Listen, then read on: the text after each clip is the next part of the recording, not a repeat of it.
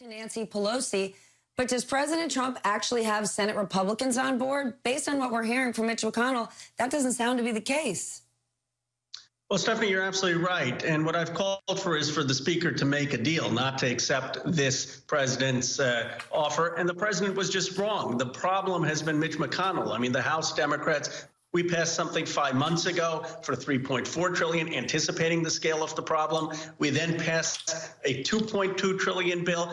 The White House was absent. Mitch McConnell was absent. And now the speaker is negotiating with Steve Mnuchin. I believe Steve Mnuchin is trying to negotiate in good faith. And every time they make progress, Mitch McConnell comes out and says he is not going to even put it on the Senate floor. So Mitch McConnell really is the obstacle right now in terms of getting a deal.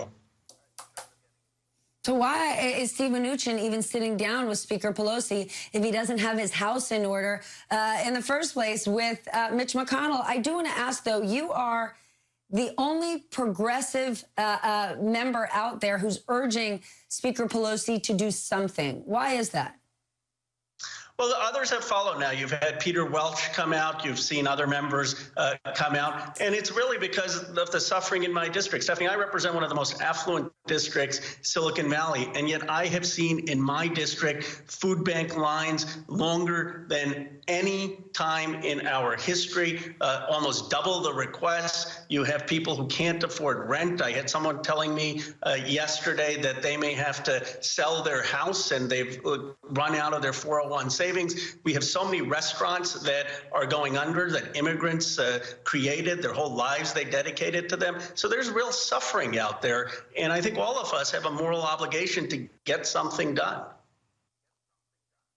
So is your rationale to Speaker Pelosi, get something done now while people are suffering today and we'll get more done later? Yes, I think we have to get people unemployment extensions. We have to increase SNAP checks. We need to get some assistance to the state and local governments. And the speaker has done a very admirable job. And the White House was going to give zero to state and local governments. They're up to $300 billion. Now, there's still issues. The speaker won a key concession from Mnuchin in getting the national testing strategy. I believe, though, that the obstacle is McConnell. I actually believe that the speaker and Mnuchin can come to a deal. And the question is McConnell going to allow it? I mean, last night the president says, I can get McConnell on board. Well, then why doesn't he call McConnell and get him on board? What do you tell your constituents who are suffering right now and need help immediately? Where can they go? What can they do? Well, we're directing them to local nonprofits. Fortunately, some of the technology companies in my district have stepped up, but they're hurting. I mean, the sad thing is when you're hearing people losing their house, losing their small businesses. And then you have the winter coming up, and I watched your previous report. I mean, the coronavirus epidemic, the pandemic is spreading. There's greater risk for those businesses. So you feel a sense of having the entire Congress having let down the American people. I mean, we know the chairman of the Fed is saying we need to do something for the economy. People are saying we need help. And this has been going on a long time. And yes, it's Mitch McConnell to blame, but all of us are in Congress. We're facing a huge pandemic, and we haven't been able to deliver. And it's really hard for constituents.